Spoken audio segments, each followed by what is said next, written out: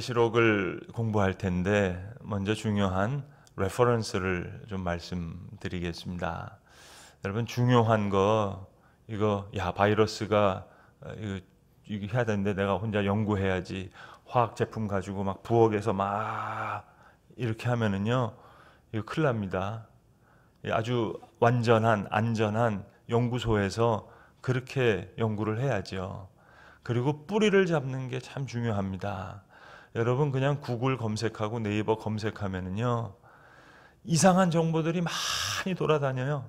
그리고 이상한 것보다도 다 복사 붙이기 이렇게 해가지고요 수만 개의 데이터가 있지만 다 모아보면 별거 안 되는 그런 내용입니다. 그래서 제가 레퍼런스를 드리는데 이 내용은 제가 유튜브 지난번 성서가 우리에게 오기까지 할 때도 제 절친인 우리 심우진 교수, 제 대학 동기인데요.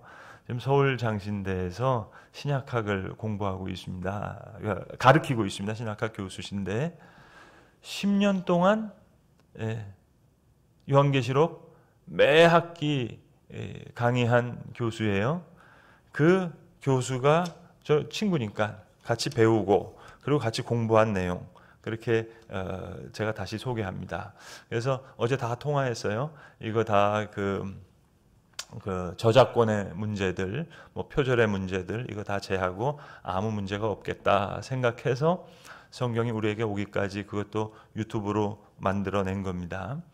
그러면 이 심우진 교수는 그러면 자기 혼자 내용을 하는 거냐? 그게 아니고 요한계시록 강해를 할 때 제일 중요하게 다루는 책 한 권이 있는데요. 그게 브루츠 메츠거라고 하는 그분이 쓰신 요한계시록의 이해라고 하는 책을 주 교재로 삼습니다. 심 교수는 타이센이라고 독일 하이델베르그에서 박사학위를 했거든요. 타이센 교수는 신약학 하시는 분은 다 압니다. 훌륭한 정말 유명한 교수인데 그럼에도 불구하고 심우신 교수가 제일 완탑으로 뽑는 교수가 브루츠 메츠거인데 제가 공부했던 프린스턴 신학교의 교수셨어요. 저는 직접 수업은 못 들었는데 캠퍼스에서 얼굴 봤어요. 근데 그 신학도로서 브루츠 메츠거의 얼굴을 보면은요 어떤 느낌이냐면 마치 물리학도가 아인슈타인 보는 것 같은 그런 느낌입니다. 그래서 아마 브루츠 메츠거가 지금 돌아가셨는데요. 대형박물관에 전화해가지고 나 그 신해산 사본 그거 내가 좀 보고 싶은데 하면 아마 허락해 줄 거예요. 그런 분이에요. 그래서 미국의 RSV를 다시 New Revised Standard Version이라고 하는 성경을 번역해서 내는데 그 편집위원장 하신 분이에요. 만약에 브루츠 메츠거가 살아계셔서 나 캠브리지 대학교에 가서 그 배자사본 원본 좀 한번 보자. 그러면 아마 이거 허락할 겁니다. 그 정도의 권위에 있는 분이신데 한국 교회하고도 관계가 깊습니다. 90년대에 한국에 여러 번 오셨어요. 그래서 장신대 평대원, 지금도 있거든요. 평신도 대학원에서 장로님들, 집사님들이 요한계시록에 대해서 좀 쉽게 그렇게 좀 강의해 달라고. 그래서 3일 동안 브루츠 메츠거가 강연을 했습니다. 그리고 미국에 돌아가서 그 내용을 아주 쉽게 책을 다시 썼는데 그 책이 번역된 책이 요한계시록의 이해라고 하는 짧은 책입니다. 글도 많지가 않아요. 그러니까 확실히 대가는요. 이게 뿌리를 하나 잡는 게 중요합니다. 그러고 나서 세세한 것들은 뭐 앵커 바이블도 있고 여러 가지가 있으니까는 주석을 참고하면 되는데 뿌리를 잡지 않은 상태에서 잡다한 주석을 보잖아요. 이것도 헷갈리는 거예요. 그래서 이런 레퍼런스를 가지고 제가 오늘 강의를 할 겁니다. 우리 인 원장님 늘 새벽기도 오고 계시는데 만약에 이 병원이 인 원장님 하시는 병원이 저 휴스턴에 있는 MD 앤더슨 거기 암센터 원장님과 함께 원격 진료를 한다고 한번 생각해 보세요. 이러면 동네 병원이 안 되는 거죠. 이거 동네 병원이 아니죠. 이거 세계적인 병원이 되는 거죠. 이 요한계시록의 이해라고 하는 책을 누가 번역했냐면 최흥진 호남신학대학교 지금 총장입니다. 이 번역하실 때는 호남신학대회 신학회학 교수였는데 그 최영진 호남신학대학교 총장님이 번역을 하신 책이고 그분은 앵커 바이블 주석 요한복음 1, 2 다 번역하신 분이시고 이 책의 추천사를 서울장신대의 조광호 교수가 썼습니다. 그러니까 이 내용은 제가 지금 동네 병원이지만 다 저 서울대 그 병원에 있는 그 호남신학대학교에서도 요한계시록 이거 가르치고요. 서울장신대도 이거 가르치고 그리고 돌아가셨지만 브루스 메츠거, MD 앤더슨 거기 지금 원격 진료하는 거예요. 이런 레퍼런스를 가지고 공부한다 하는 내용을 선으로 말씀드리겠습니다. 자, 그리고 이제 앞으로 새 번역을 사용할 텐데 그거 제가 말씀드렸던 성경이 우리에게 오기까지 내용을 보시면 새 번역이 왜 중요하냐 하는 것을 아실 수 있는데 첫 번째 공식 번역이기 때문이고 두 번째는 헬라어 원문에 대한 바른 이해를 가지고 있기 때문에 지금 우리가 볼 수 있는 번역으로서는 좋은 번역이기 때문입니다. 좀 사족이 붙는 표현인지 모르겠지만 온누리 교회 같은 경우에는요 우리말 성경을 읽습니다. 두란노 서원에서 나온 만약 그럴 일이 없겠지만 제가 온누리 교회 담임 목사가 된다면 저는 당회 장로님한테 제가 그분들 설득할 것 같아요. 분명히 온누리 교회에서는 두란노 서원에 나온 우리말 성경을 읽을 이유가 있죠. 왜냐? 아니 생명의 말씀사에서도 현대인의 성경 읽고 그리고 아가페 출판사에서도 쉬운 성경 나왔는데 이거 두란노 서원 우리 성경 출판부에서 나와서 이거 우리말 성경 이거 내자. 온누리 교회 교인만 하더라도 수만 명인데 이거 생명의 말씀사에서 나온 현대인의 성경 읽을 필요 없지 않느냐. 아가페 출판사에서 나온 쉬운 성경 읽지 말고 두란노 서원에서 나온 우리는 우리말 성경 읽자. 그래서 온누리 교회에서는 우리말 성경 읽거든요. 그런데 이거 공식 번역 아닙니다. 좋은 번역이지만 하용조 목사님 훌륭하시지만 하용조 목사님 살아계실 때 우리말 성경 사람들 편집위원 해가지고 번역하셨지만 하용조 목사님은 신약학자가 아니잖아요. 성서학자가 아니잖아요. 그래서 제가 만약 온누리교회 담임 목사라면 저는 장로님들한테 설득할 것 같아요. 물론 장로님이 그러겠죠. 이거 두란노 서원에 나서 팔리는 게 몇만 부인데 우리 교인만 하더라도 이거 하는데 두란노 서원 우리말 성경 잘 돼 있고 이해하기 좋은데 이거 읽읍시다 하지만 그래도요. 더 원어에 가까운 KF94가 있는데 이거 새 번역하는 것이 이게 성서학적으로 더 맞습니다. 만약 제가 그럴 일 없겠지만 온누리교회 담임 목사가 된다면 저는 장로님들한테 그렇게 얘기할 것 같아요. 그러니까 생명의 말씀사에서 나오는 현대인의 성경 좋은 성경 번역입니다. 그리고 아가페 출판사에 나오는 쉬운 성경 그거 좋은 성경 번역입니다. 두란노 서원에서 나온 우리말 성경 좋은 번역이기 때문에 온누리 교회들이 예배 시간에 그거 읽지만 적어도 새 번역 이거 공식 번역인데 대한성서공회에서 나온 이거 읽읍시다. 저는 두란노 서원 책임 맡아 있는 장로님한테 제가 온누리 교회 담임 목사라면 그렇게 설득할 것 같아요. 그래서 우리가 이제 이 요한계시록 공부할 때는 새 번역을 가지고 공부하려고 합니다. 왜냐? 등장인물에 대한 따옴표 이런 것이 있기 때문에 이해하기가 너무 편하고 그리고 헬라어 원문에 가장 가까운 번역이기 때문입니다. 그래서 요한계시록을 공부할 때는 새 번역을 사용할 것이다 하는 것을 이유로 먼저 설명드립니다. 자, 오늘은 서론 시간이기 때문에 요한계시록을 이해하는데 가장 필요한, 가장 중요한 몇 가지를 말씀드릴 텐데 앞뒤에 연결되는 큰 흐름을 파악하는 게 제일 중요해요. 큰 흐름이라는 것은 세 가지 관점에서의 큰 흐름입니다. 먼저 요한계시록 자체의 흐름이 있어요. 요한계시록 읽으면서 저 과천 밑에 있는 누구처럼 내가 보니까 이거 이렇게 그러면 안 돼요, 여러분. 요한계시록 전장과 앞장 요한계시록이 자체의 흐름이 있다고요. 그걸 파악하는 게 중요하고 두 번째는 다른 27권의 신약 성경과의 관계에서 파악하는 그 큰 흐름을 파악하는 게 중요하고, 세 번째, 이게 제일 중요한데요. 구약 성경과의 흐름에서 요한계시록을 파악하셔야 됩니다. 요한계시록의 70% 이상이요, 다 구약 성경을 백그라운드로 하고 있는 거예요. 이거는 창세기의 모티브를 얘기하는 거예요. 어떤 부분은 출애굽기의 모티브가 있어요. 어떤 경우는 이사야서의 얘기를 하는 거예요. 지금 예레미야에서 나오는 얘기를 지금 여기서 하고 있는 거예요. 스가랴에서 한 말씀을 여기서 하고 있는 거예요. 다니엘서에서 나온 말씀이 여기 등장하고 있는 거예요. 그 구약 성경과의 흐름에서 요한계시록을 이해하는 것, 이게 제일 중요합니다. 그래서 묵시문학이라는 말인데요.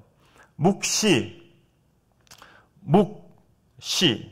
원래 말은요, 아포클립토라고 하는 동사입니다. 아포라는 말은 벌써 제끼다 하는 말이고, 클립토라고 하는 것은 감춘다는 거예요. 묵자가 침묵이잖아요. 침묵. 감춰져 있는 것을 보여준다. 이게 묵시입니다. 이 아포클립토라고 하는 동사에서 아포클립시스, 묵시라고 하는 명사가 나온 거예요.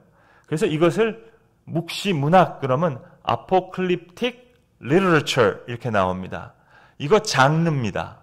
그러니까 묵시문학이라고 하는 장르를 해석할 수 있는 눈이 필요한 거예요. 자, 그러면 제가 묵시문학에 대한 예를 하나 말씀드리겠습니다. 한번 제가 읽어드릴게요. 무슨 얘기인지 한번 들어보세요. 어느 날 길을 가던 코끼리는 저쪽에 당나귀가 앉아있는 것을 보았다. 지난번 당나귀에게 어퍼컷 한 대를 맞은 코끼리는 오늘이야말로 복수할 수 있는 절호의 기회라고 생각했다. 코끼리는 얼른 사자와 곰에게 달려가서 말하기를 오늘 비명 소리가 나더라도 이거 무슨 얘기죠? 이거 동물의 왕국 얘기예요? 여러분, 묵시문학의 반대말은요, 다큐예요, 다큐. 이것을 진짜 코끼리가 당나귀랑 권투를 해요? 당나귀가 어퍼컷을 쳤어요? 코끼리가 맞았어요? 지금 코끼리가 사자한테 곰에게 달려가서 말했어요? 휴대폰으로 말했어요? 전화했어요? 이거 뭐죠? 동물의 왕국 얘기예요? 한국말로 읽으면 이해가 안 돼요. 그런데 이 말을 제가 영어로 미국 사람한테 해줘요. 그럼 미국 사람들은 다 알아들어요. 어떻게 알아듣는 줄 아시겠어요? 그림 하나만 보여드리면 돼요. 알아들으셨어요, 여러분? 미국에서는 공화당이 코끼리예요. 민주당이 당나귀예요. 오바마 대통령 당나귀예요. 맥케인 코끼리를 탔어요. 여기서 미국에서 투표하라 그러면 당나귀랑 코끼리가 싸우는 걸로 이야기하는 거예요. 그러니까 이 묵시문학을 서술문으로 바꾸면 어떻게 되겠어요? 몇 년도 몇 월 며칠 날 공화당이 민주당에게 선거가 있는데 이렇게 하면 이게 서술문이 되는 거예요. 그런데 묵시문학적으로 apocalyptic literature로 하면 이렇게 표현되는 거예요. 그럼 하나 더. 코끼리는 얼른 사자와 곰에게 달려가서 말하기를. 외국 사람들은요, 사자 그러면 영국 알아요. 러시아가 뭐죠? 곰이에요. 이게 apostolic literature, 묵시문학을 읽는 방법이에요. 근데 묵시문학을 다큐로 읽으면은요, 이건 이상해지는 거예요. 근데 이런 묵시문학적인 예가 성경에 몇 가지 나옵니다. 자, 이게 중요한 내용인데요. 제가 정리하겠습니다. 예수님 시대 전후 두세기 동안 apocalyptic literature가 절정기를 가집니다. 그래서 유대교의 많은 문서, 또 기독교에서 묵시문학에 속하는 작품들이 상당수 많이 있습니다. 성경 밖에 apostolic literature가 많이 있어요. 그런데 우리가 갖고 있는 66권 성경 가운데서 포함되어 있는 어포칼립틱 리터처는 딱 두 개예요. 구약 성경의 다니엘서가 묵시문학이라고 하는 장르를 가지고 있고, 신학의 요한계시록이 이 묵시문학이라고 하는 장르를 가지고 있어요. 예언서에 부분적으로 묵시문학적인 경향을 보이지만 그것은 예언서에 나오는 한 부분이고 예언서가 묵시문학적인 장르는 아니에요. 여러분, 옛날에 이육사라고 하는 시인이 시를 쓸 때 식구 중에 하나가 강철지우개라는 표현을 씁니다. 그런데 이 강철지우개라고 하는 시의 표현을 이걸 다큐로 이해하면 어떻게 되겠어요? 아, 나는 강철지우개를 봤다. 진짜 강철로 만든 지우개예요? 이육사가 표현하는 강철지우개가 있잖아요. 그거는 시로 읽어야지. 자, 그래서 묵시문학을 해석할 수 있는 안경이 필요한 거예요. 한 가지 더 예를 드릴게요. 우리가 너무나 잘 아는 예언서에 나오는 묵시문학적인 경향을 보이는 표현이 있습니다. 이사야서 11장 6절로부터 9절에 나오는 이 말씀, 우리가 너무나 잘 아는 말씀이죠. 이거 우리가 아이들이 복음성가로도 부르잖아요. 아이들이 독사굴에 아이들이 손 넣고, 그리고 사자가 소처럼 풀을 먹고. 여러분, 이 예언서에 이거 묵시문학적인 경향이에요. 이게 지금 서술문으로 바꾸면 뭐죠? 하나님께서 말씀하시면 주님이 주신 지혜가 땅에 가득해질 때는 불권하는 것이 가능해진다. 지금 그런 표현이잖아요. 근데 이 묵시문학을 젖 먹는 아이가 독사의 구멍 곁에 장난하고, 독사굴에 아이들의 손 넣고, 그래가지고 여러분, 정말 여러분의 아이가 믿음이 있어가지고 아이 손주 데리고 가가지고 독사굴에 손 집어넣겠어요, 여러분? 그러니까 묵시문학을 다큐로 읽으면 안 되는 거예요. 강철지우개를 이육세의 시적인 표현으로 읽어야지. 이걸 진짜 강철지우개로 하면은 기괴한 성경이 되는 겁니다. 이게 묵시문학을 이해하는 하나의 방법이에요. 그래서 자, 정리하겠습니다. 묵시문학의 첫 번째 특징은 뭐냐? 사람이나 국가를 동물로 표현한다. 아시겠어요? 두 번째, 역사적인 사건을 자연현상으로 묘사한다. 자세한 거는 우리가 강의하면서 말씀드리겠습니다. 그리고 숫자, 여기 아이콘 같은 거 있죠? 14만 4천, 666. 이걸 다큐로 이해하면은요, 저 과천에 있는 이만희 신천지 같이 되는 거예요. Apocalyptic Literature, 거기서 숫자와 색깔은요, 비밀스러운 뜻을 나타내는 거예요. 666. 7이 완전한 숫자예요. 6은 불완전한 숫자예요. 그러니까 7이라고 하는 숫자도요, 이게 모든 하나님의 서술문으로 바꾸면 그렇게 표현될 수 있는 거예요. 그래서 묵시문학을 잘못 이해하면 반대로 다큐가 된다. 기괴한 문서가 되는 거예요. 자, 두 번째 특징. 묵시문학의 두 번째 특징은 우주를 이원론적으로 봅니다. 선과 악의 두 세력으로 나누어요. 이 둘이 처절한 싸움을 벌여요. 그래서 모든 인간은 최종적으로 그 어느 쪽 편에 서게 되는 거예요. 그래서 임봉을 떼고 그 다음에 저 금대접에 이 재난이 일어나고 점점 내가 설 땅이 없어지면서 내가 어느 편에 서야 되는 그런 요구를 받는 거예요. 이게 묵시문학의 두 번째 특징입니다. 마지막, 묵시문학의 세 번째 특징은 세상의 마지막 때에 선과 악의 세력이 심판을 받아요. 그리고 반드시 악의 세력은 처벌을 받아요.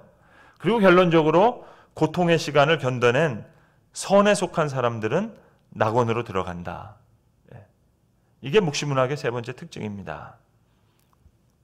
그리고 제일 중요한 거예요. 아까 큰 흐름을 파악하는 게 중요한데, 요한계시록 자체에서에 나오는 큰 흐름, 신약 성경과에 나오는 흐름, 세 번째 말씀드렸던 구약 성경과의 흐름, 이 세 번째가 제일 중요한데요. 요한계시록이 전체가 404구절 중에 무려 278구절이 구약 성경의 구절과 연관되어 있어요. 최소한 70% 이상이. 그것도 변두리가 아니라 가장 핵심적인, 가장 중요한 구약의 핵심 사상을 가지고 있어요. 그러니까 구약 성경을 이해하지 못하고 요한계시록을 읽으면 이상하게 되는 거예요. 특별히 하나님 나라의 표현할 때 구약 예언서의 표현을 사용하고 있습니다. 그래서 요한계시록은 구약 성경과 긴밀한 관계를 가지고 있다. 이게 서론적으로 제가 말씀드리는 가장 중요한 이야기입니다. 이제 요거까지 이해해 주면 되겠습니다. 마지막 보너스. 이제 다 끝났습니다. 저작 시기가 누구냐 하는 겁니다. 저작 시기를 우리는 1세기 말로 보겠습니다.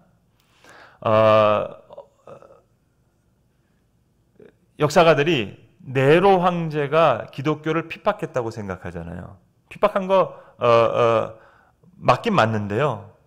네로 황제보다 더 많이 핍박한 사람이 도미티아누스라고 하는 황제가 있거든요. 이 도미티아누스 때 어떤 일을 했냐면 황제 숭배, 이걸 강요하게 됐어요.